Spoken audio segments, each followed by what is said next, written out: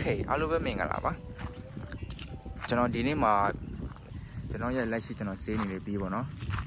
်ဒီဘေးကကျွန်တော်လက်ထက်မှာရှိနေတာတော့တစ်နှစ်ကျော်ပြီပေါ့နော်တစ်နှစ်နဲ့တစ်လလောက်တော့ရှိပြီပေါ့နော်အဲ့ဒီနေထားမှာဒီကောက်ရဲ့ကျွန်တော်စိုးကွက်ကောင်းကွက်တွေပေါ့နော်အဲ့ဒီစိုးကွက်ကောင်းကွက်ကတော့ကျွန်တော်မပြောလို့ပေါ့နော်ဒါလူတယောက်ရဲ့ခံစားချက် feeling ရဲ့ဘယ်လိုရှိမလဲပေါ့အဲ့ဒါကျွန်တော်ရဲ့ကြိုက်တဲ့ချက်နဲ့မကြိုက်တဲ့ချက်ဆိုပြီးအဲ့ဒီနှစ်ခုကိုကျွန်တော်ဒီနေ့လက်ရှိဒီပေါ့နော်2025မှာဝယ်မဲ့ညီကိုတွေပေါ့နော်ဟိုစဉ်းစားနေတဲ့ညီကိုတွေတက်ပေါ့နော်ကျွန်တော်ဒီနေ့ဒီဗီဒီလေးကျွန်တော်တီးတယ်လို့ပေါ့နော်ကျွန်တော်သူ့ရဲ့ရလာတဲ့ feel လေးနဲ့ဝယ်တက်လားမဝယ်တက်သေးလားဆိုတော့ကျွန်တော်ပြပြမှာပေါ့နော်ကျွန်တော်ကြိုက်တဲ့ချက်မှာကျွန်တော်ကြိုက်တဲ့ချက်နဲ့ရေးပြမှာပေါ့နော်ကျွန်တော်ကြိုက်တဲ့ချက်ကတော့ဒီကားကြတော့ပြောမယ်ကျွန်တော်တို့ဘတ်သေးဝိုးကျင်နဲ့ကျွန်တော်လိုက်ရှာလို့ရတယ်ဗျဈေးကွက်မှာပေါ့နော်ဘတ်သေးဆိုတော့ကျွန်တော်ဆိုင်ကဒီဘေးမျိုးပေါ့နော်အင်ဂျင်တက်တဲ့ဖက်မှာပြောမယ်ဘေးကျော်တက်လို့ရှိရပေါ့နော်ဒီဘေးအနေနဲ့ဘတ်သေးဆိုတော့တန်တယ်လို့ပြောရမှာပဲဘာကြောင့်ဆိုတော့ကျွန်တော်650ဗျာ650 free တယ်ကျွန်တော်တို့သူ့ဈေးတိုင်းမှာကျွန်တော်လိုက်ကြည့်မယ်ဆိုပြီးတော့နှလုံးထိုးတွေပဲတွေ့ရမှာပေါ့နော်တခြားနှလုံးထိုးတွေပဲတွေ့ရမှာကျွန်တော်900တို့စီပြ300တို့ဘာလို့နေကြ400တို့ပေါ့နော်အဲ့ဒီနေထားမှာအဲ့ဒီရဲ့ပြောမယ်ပတ်လဲဈေးတိုင်းပတ်လဲမှာပဲဒီကောင်ရှိတာပေါ့နော်ပြောမယ်ဒီဘေးကကျွန်တော်ဘတ်သေးနဲ့ဆိုပြီးမှလည်းကျွန်တော်တို့ model လို့နေပြီပေါ့နော်ဒါပေမဲ့ရလာတဲ့ feeling ကကျွန်တော်တို့ 650cc ဒီနှလုံးထိုးနဲ့ဆိုင်တော့အများကြီးသာတယ်ဒါပေမဲ့နှလုံးထိုးတွေတက်လည်းပို့ပြီးတော့ပြောမယ်ကိုကြွက်စီးလည်းပိုများတာပေါ့နော်ဘလို့ပထမဆိုကျွန်တော် live စပြီးကိုတာကျွန်တော်သူ့ C4 ပေါ့နော်လေးလို့ထိုးဖြစ်ပြီဆိုတော့ C ကတော့ကျွန်တော်ဟိုနားဒီနာသွားမယ်ဆိုရင်ပေါ့နော် hit တက်တာနဲ့ဆိုင် hit လည်းတက်တယ်နေပြီးတော့ဟိုနားဒီနာသွားမယ်ဆိုရင်ပေါ့နော် C ကတော့မတအားတုတ်တယ်ပေါ့ဗျာမတအားတုတ်တယ်ပေါ့နော်အဲ့ဒီအနေထားမှာရှိရယ်နောက်ပြီးတော့ကျွန်တော်တို့ကြည့်မယ်ဆိုဒီဘေးကကျတော့ model တအားနှိပ်ပြီးတအားနှိပ်တဲ့တက်ပေါ့နော်ကျွန်တော်တို့ထိသေးလို့မတက်ခက်တဲ့သူရဲ့လက်ထမ်းမှာဝယ်ခဲ့မယ်ဆိုရင်ညီကိုတို့ပြန်ပြီးလဲရမယ့်ဟာတွေအများကြီးရှိတယ်ကျွန်တော်ဒီဘေးမှာကျတော့ဗျာကျွန်တော်ဝယ်လာတာကီလို1000နဲ့1500အဲ့လိုပဲကျွန်တော်မောက်ခဲ့တယ်ဘာတွေလဲလိုက်ရလဲဆိုတော့ကျွန်တော်တို့အများကြီးဗျာကျွန်တော်လဲလိုက်ရတာအများကြီးဆိုတော့လဲပြောမယ်သူလဲတင်တဲ့ဟာတွေကိုလဲလိုက်ရတာပေါ့နော်အဲ့ဒါကျတော့ဘယ်လိုလဲပလက်လေးလဲလိုက်ရတယ်ဗျပလက်လေးလဲလိုက်ရတယ်နောက်ပြီးတော့ဟိုဟာ air filter လည်းကျွန်တော်လဲလိုက်ရတယ်နောက်ပြီးဘာလဲလိုက်ရတယ်ဆိုတော့ဒီချေးလဲလိုက်ရတယ်ကီလို2000ဆိုတာ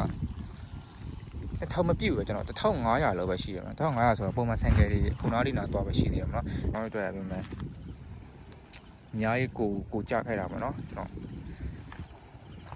်ဘာမှမဆိုကျွန်တော်ဝယ်မောင်းလာပြီးချစ်ချင်းမှာပဲကျွန်တော်ဘာတွေဖြစ်လဲဆိုတော့ဒီ shop ပေါ့နော်စီရက်တအားယူတယ်ဗျာကျွန်တော်ဒီပေါ့နော်ဒီဘန်ကောက်ကနေကျွန်တော်မောင်းချလာပြီးကျွန်တော်ဒီကျောင်းကိုရောက်လာတယ်ကျွန်တော်စီရမတအားဟိုပြောနေလမ်းမကိုရပါပေါ့နော်လမ်းမကလေးကသူကစီရက်တအားယူနေအဲ့ဒါကျွန်တော်ဒီကျောင်းကိုရောက်လာတယ်ဆိုင်ကမရတော့ဘူးဗျာအဲ့ဒီတွေ့ကျွန်တော်ဘယ်လောက်ကိုလဲဆိုတော့ဒီကျောင်းမှာလည်းများသောအားဖြင့်ပစ္စည်းရဲ့ဈေးကြီးရဲ့လက်ခရပါလေကိုဈေးကြီးရပါတော့အဲ့ဒါအဲ့ဒီ short တစ်ဖက်လောက်တာနဲ့ကျွန်တော်မှ1500လောက်ကိုသွားတာပေါ့နော်ဒါကတော့ပြောမယ်ဆိုင်ကယ်မှာတော့ပြောမယ်ဆိုတော့ကိုယ်လိုက်တဲ့ရောက်ပြီဆိုရပေါ့နော်မဖြစ်တဲ့လို့ရမှာပေါ့နော်အဲ့ကျွန်တော်မှအဲ့ဒါလေးပထမဆုံးကိုတော့ဒါပေါ့နော်ပြီးရတယ်ကျွန်တော်ဒီမှာအထက်မှာဘာညာတက်လိုက်ကားလေးကျွန်တော်လဲလိုက်ရတယ်ပေါ့နော် agent way ကားကြတော့ဒီဘေးကကျွန်တော်ဝယ်လာတာဒီ2000ကီလို2000ကျော်မှရှိရဗျာကီလို2000နဲ့1000ပေါ့နော်ခုလက်ရှိကျွန်တော်မောင်းနေတာပေါ့နော်တစ်နှစ်တည်းမှာကျွန်တော်ဒီဘေးရဲ့ကီလိုက2000နဲ့8000ပေါ့နော်ကီလို9000ကျော်8000လောက်ပေါ့နော်အဲ့လိုပဲမောင်းရသေးတယ်ပေါ့နော်အဲ့ဒီချိန်မှာကျွန်တော်ဒီဘေးအတွက်ဟိုဒီထက်ဟိုလဲဒီလဲပေါ့နော်ကျွန်တော်ပြန်လုတ်လိုက်တာကိုကျွန်တော်မှတော်များဟိုဖြစ်သွားတယ်ပေါ့နော်လက်ရှိကျွန်တော်မှဆိုင်ကယ်မှာချက်တဲ့ဟာလေးပဲကျွန်တော်ထည့်ထားတယ်ဒါတဲ့ဟာကတော့ပြန်ပြီးတော့လဲရတဲ့ဟာလေးပေါ့နော်အဲ့လိုမျိုးအထားရှိရပါတော့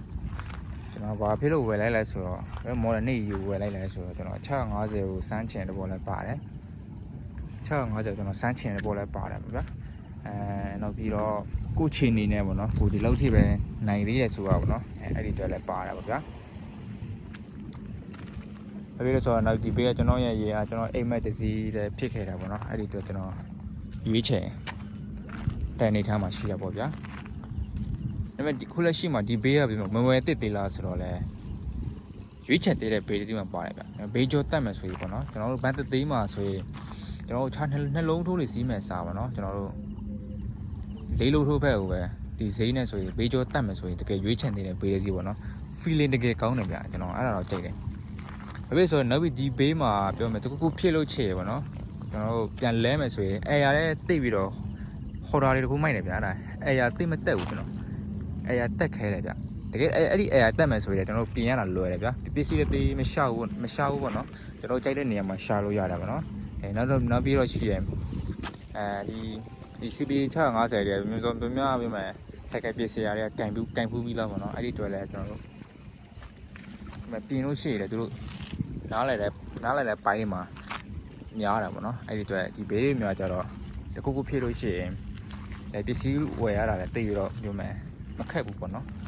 ပစ္စည်းရှာရတာလွယ်တယ်ပေါ့နော်အဲ့ဒါမှရှိတယ်နောက်ပြီးကျွန်တော်ဒီဘေးရကျွန်တော်မကြိုက်တဲ့ချက်ကျွန်တော်ပြောပြမယ်ပေါ့နော်ကျွန်တော်မကြိုက်တာဒီဘေးရတကယ်မအားလေးတယ်ဗျတော်တော်လေးတယ်ဒီပြောမယ်စီးချင်းမရှိတဲ့သူတွေပေါ့နော်အဲ့ဒီအတွက်ကျွန်တော်တို့ပြောမယ်ကျွန်တော်တို့ကကျတော့ဒီ150နဲ့တက်လာတယ်ဆိုတော့အောက်ဖိုင်နေကျွန်တော်တို့က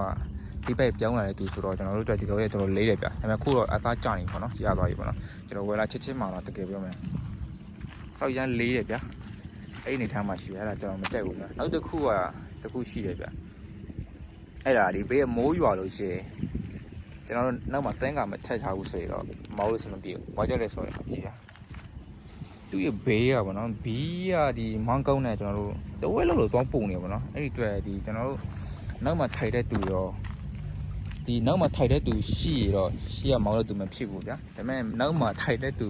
မရှိဘူးဆိုရင်တော့မောင်းသမားတော့ဒီကျွန်တော်တို့နောက်ကတဲစင်တာနဲ့တကယ်ပဲမှပေါ့နော်မိုးရလို့ရှိရတော့နောက်မှတင်းကားလေးထည့်ထားတာပိုဆင်ပြေရမှာနော်အဲ့ဒီတော့ကျွန်တော်မကြိုက်ဘူးကျွန်တော်တို့ကပြောမယ်စက်ကယ်ပြောမယ်အလှလည်းဆင်တယ်ပေါ့နော်အဲ့ဒီတင်းကားလေးထည့်မယ်ဆိုရင်တော့စက်ကယ်မလှလို့ပေါ့နော်အဲ့ဒီကြောက်တယ်ကျွန်တော်တို့မိုးရမယ်ဆိုရင်တော့ဒီတင်းကားလေးထည့်မှဆင်ပြေရအဲ့ဒါကိုရှိရနောက်ပြီးတော့ကျွန်တော်ဟောပေါ့နော်ကျွန်တော်မကြိုက်တာပေါ့နော်လေးတယ်နောက်ပြီးတော့ဒီမိုးရလို့ရှိရင်ဆင်ပြေဘူးအဲ့တခုဘာတွေရှိလဲဆိုတော့ကျွန်တော်လက်ရှိကျွန်တော်စီးလာတာတော့နှစ်တဲမှာပေါ့နော်ကျွန်တော်တွေ့တာဒါပဲရှိရကျန်တဲ့ပန်းကတော့တိတ်ပြီးတော့ပြောမယ်အဲရကေးနေလို့တော့ဆိုရမှာလားပေါ့နော်အဲရကေးတဲ့နေထားမှာရှိမယ်လို့ဆိုရမှာလားပေါ့နော်အဲ့ဒါကိုမိုက်တယ်ကျွန်တော်ဝယ်လာချင်းမှာပဲကျွန်တော်မှပြောမယ်အင်ဂျင်မီပြနေတာပေါ့နော်အဲအင်ဂျင်မီပြနေတယ်ကျွန်တော်မှဒီအိုတူးစင်စာလေးတကြိုလဲရတယ်ဒီတကြိုရယ်ဒီတပင်ရယ်လည်းပဲရှေ့ကရှစ်ဖောက်ရယ်ပေါ့နော်စီယုံလေးလဲရလည်းပဲချေးရတပင်လဲရတယ်အဲ့ဒါကျွန်တော်ဝယ်လာတဲ့ကီလိုနေထားမှာပေါ့နော်အဲ့ဒါလေးလဲရတာပေါ့နော်ကျန်တဲ့ဟာတော့တိတ်ထူးလဲမလဲရသေးဘူးเนาะကျွန်တော်လိုက်ထည့်ထားတဲ့ဟာလေးတော့ဒီအေဇောတလို့ရယ်နောက်ပြီးတော့ဒီမောင်းကောက်လေးရယ်ပေါ့နော်အေဇောပိုက်ပေါ့နော်ဒါလေးရှိမယ်နောက်ပြီးတော့ရှိမှာဒီလေကားလေးရှိမယ်နောက်ပြီးဒီလက်ကင်စော်လေးတွေပေါ့နော်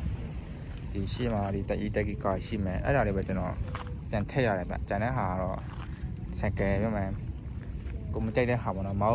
စင်မတတဲ့ဟာတွေပေါ့နော်အဲ့ဒါတွေပြန်လဲလိုက်တယ်ပေါ့နော်ကျွန်တော်ဟိုထဲကလီစာတွေပါပြီပေါ့နော်အဲ့ဒါတွေပဲကျွန်တော်လုပ်လိုက်ရတယ်ဗျကျွန်တော်တို့လက်ရှိမှာဒီ2025မှာပေါ့နော်ဒီ CB 650F ကိုဝယ်တစ်လားဆိုတော့လေဘေးကျော်သက်မယ်ဆိုရင်တော့သူဈေးနဲ့ပေါ့နော်ဈေးနဲ့ဘယ်လောက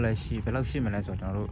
့ဒီဈေးတန်းမှာကျွန်တော်3,000များဆိုးရှိပြီးတော့ကျွန်တော်နေဆိုးမှာတော့9,000ပေါ့နော်9,000ဆိုတော့ကျွန်တော်နေဆိုးပေါ့နော်အဲ့ဒါတော့ပြောမယ်ကီလိုတော်တော်များနေပြီပြောမှာပေါ့ကီလို3,000ကျော်4,000လောက်အဲ့လိုဒီရှိရနေထားမှာဒီ9,000ဆိုတဲ့ဈေးနဲ့ကျွန်တော်လိုက်ရှာလို့ရတယ်ဗျာတို့လဲဈေးမှာဆိုကျွန်တော်8,000ကျော်8,000ခွဲပေါ့နော်သေးတို့အဲ့ဒီမှာကျွန်တော်ရှာဖို့ရတယ်ချက်တဲ့တယ်ဆိုနေထားတခုတော့ရှိသေးတယ်ဗျာဘာကြောင့်ဆိုတော့ဘေးကျော်တက်မယ်ဆိုရင်ပေါ့နော်ကျွန်တော်ရွေးချက်ဖို့ကျွန်တော်ကြံပေးနေဗျမကြိုက်လို့ရှိရင်မရွေးနဲ့ပေါ့နော်ကျွန်တော်မကြိုက်ဘူးဆိုရင်ကျွန်တော် sport light ရွေးမယ်ဆိုတော့ကျွန်တော်တို့နည်းနည်းထပ်ဆိုင်မယ်CB R650F လို့ပေါ့နော် R တို့ဖက်ကိုရွေးရကောင်းတာပေါ့နော်နည်းနည်းဘယ်လောက်ရှိလဲဆိုတော့2,000 3,000လောက်စိုက်ပြီးတော့အဲ့ဒီဖက်ရွေးပေါ့နော် naked ကျတယ်ဆိုရင် naked ပဲပေါ့နော်ရွေးချက်တက်နေ cycle တစ်စီးလို့ပြောချင်နေတယ်ပေါ့နော်အဲ့လိုမျိုးဘာကြောင့်သူဘေးရဲ့သူ့ဈေးရတဲ့မှာဒီလို feeling မျိုးอ่ะပြောမယ်ကဲမိုက်တယ်ပေါ့ဗျာကျွန်တော်တို့ပြင်မယ်ဆိုရင်လည်းကျွန်တော်ပစ္စည်းလည်းမရှာဘူးပေါ့နော်ဟိုပြင်မယ်ဖြစ်မယ်ဆိုရင်ပေါ့နော်ပစ္စည်းလည်းသိမရှာသလိုကျွန်တော်ဝယ်ရတာလွယ်ရဗျာအမီတော့ဒီဘေးမကျော်တော့ စက်ကပြင်းတဲ့သူတွေပေါ့နော်ဒီဘေးပိုက်ပြင်းတဲ့သူတွေတော့ကျွန်တော်ကကြိုက်လို့တက်တယ်ပြပါကျော်ဆိုတော့ဒီကော်ရင်းမျိုးကထိတွေ့မှုတအားများသွားပြီပေါ့နော်ဒီ650ကျော်တော့ထိုင်းနိုင်ငံမှာတော့ပြတ်သွားပြီဆိုတော့အဲ့ဒီတွေ့တယ်ပြင်းလာတယ်လွယ်တယ်ပြင်းလာတယ်သိပြီမဲ့ပစ္စည်းရဲ့သိမရှောက်ပေါ့နော်အဲ့လိုမျိုးနေထားရှိတယ်ကျွန်တော်တို့ပြောမယ်ဆိုဒီဘေးမျိုးကထိတ်သေးစေးတယ်သိမကြောက်မများဘူးပေါ့နော်အဲ့ဒီနေထားမှလည်းရှိတယ်ထိတ်သေးစေးကပြောမယ်ဆိုနေဆိုတော့တခုဖြစ်လို့ရှိတော့လက်ထက်မှာတော့ထောင်နှိပ်ဆုံးမှာပေါ့နော်အဲ့လိုထိရှိတယ်အဲ့ဒီတွေ့ကျွန်တော်တို့ဘေးပိုက်တစ်စီးမှာတော့ဒါကတော့သိပြီးတော့မများတဲ့နေထားမှာတော့မရှိဘူးပေါ့နော်โอเคဗီဒီယိုတော့ကျွန်တော်ဒီမှာဆုံးသတ်မှာပါနော်ကျွန်တော်ကိုလက်ရှိရောက်နေရတော့ဒီကန်ဆယ်လေးနားမှာပေါ့နော်အားမိုက်ပါတယ်ကဲကျွန်တော်တို့နောက်တဲ့ဗီဒီယိုမှာပဲကျွန်တော်ထပ်ဆုံမှာပါနော်